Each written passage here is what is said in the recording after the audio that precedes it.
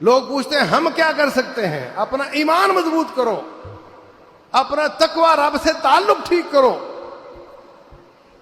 Walk کیا کرو، جسم اچھا کرو، کافروں کی پروڈکٹ کا بائیکاٹ کرو، بچوں کو سٹوریاں سنا کر ان کی سوچ اچھی کرو، ان کے جذبات اچھے کرو، کافروں کے خلاف غصہ، مومنوں کے ساتھ محبت پیدا کرو۔ اگر 10 لاکھ کی فوج ہو، کھربوں روپیہ اس پہ خرچ ہوا ہو، اس کو دشمن کے سامنے کھڑا کر دیا جائے اور اس فوج کو دشمن سے کوئی غصہ ہی نہ ہو، کوئی نفرت ہی نہ ہو، پیسے گئے آپ کے۔ یہ تیاری بھی بہت ہی ضروری ہے کہ کافر پہ ہمیں غصہ ہو، کافر سے ہمیں نفرت ہو، مومن کے ساتھ ہمیں پیار ہو۔ یہ وہ مانوی تیاریاں ہیں، یہ وہ حصی تیاریاں ہیں جن کو کرنے کی ضرورت ہے۔ جنگ تو منڈلا رہی ہے، منڈلا رہی ہے۔ رشیا افغانستان میں آیا، پاکستانیوں کو پتہ ہی نہیں، پورے عالم اسلام سے لوگ وہاں آ کر شہید ہوئے، مگر کوئی پاکستانی کہے کہ روس افغانستان میں آیا تھا اس لیے میں جاب پر نہیں جا سکا تھا۔ ہاں، 61 ملکوں کا اتحاد افغانستان میں آیا، وہ جنگ بھی پاکستان نے لڑی، مگر کوئی پاکستانی ہاتھ کھڑا کر کے کہے کہ میں اس جنگ کی وجہ سے ایک دن جاب پہ نہیں جا سکا۔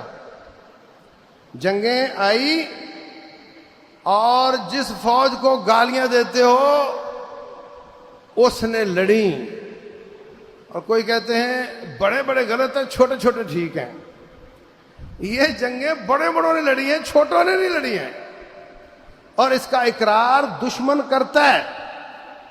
ان سازشوں کو سمجھو، وہ ہمارے بھانجے بھتیجے ہی تو ہیں، وہ آسمان سے تو نہیں آئے، نہ وہ نہائے دھوئے ہیں، غلطیاں بھی ان میں ہیں، مگر دشمن چاہتا ہے کہ تمہارا اسلحہ تمہارے ہاتھ سے چھین لیا جائے۔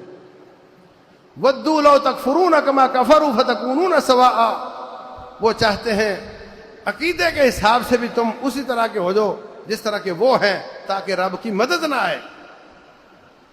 وَدُّوا لَوْ تَغْفُلُونَ عَنْ أَسْلِحَتِكُمْ وَأَمْتِعَتِكُمْ فَيَمِيلُونَ عَلَيْكُمْ مَيْلَةً وَاحِدَةً، وہ چاہتے ہیں کہ تم اسلحہ سے بیگانے ہو جاؤ، تم نہتے ہو جاؤ، پھر تم پر حملہ کر دیا جائے۔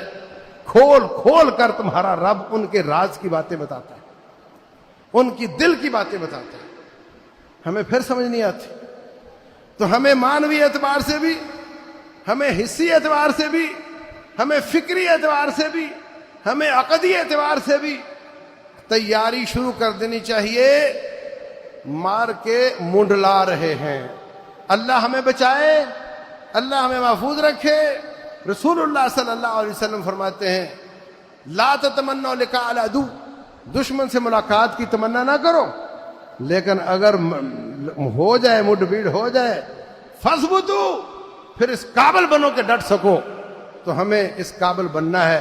اللہ تبارک و تعالی ہمیں زندہ رکھے تو مجاہد بنا کر، موت آئے تو شہادت کی آئے۔ رب ذوالجلال اسلام کا بول بالا فرمائے، کفر کو نیست و نابود کرے، مظلوموں کی مدد کرے، ظالموں کو تباہ و برباد کرے، اسلام کو غالب کرے۔ واللہ اعلم، وصلی اللہ وسلم وبارک علی نبینا محمد۔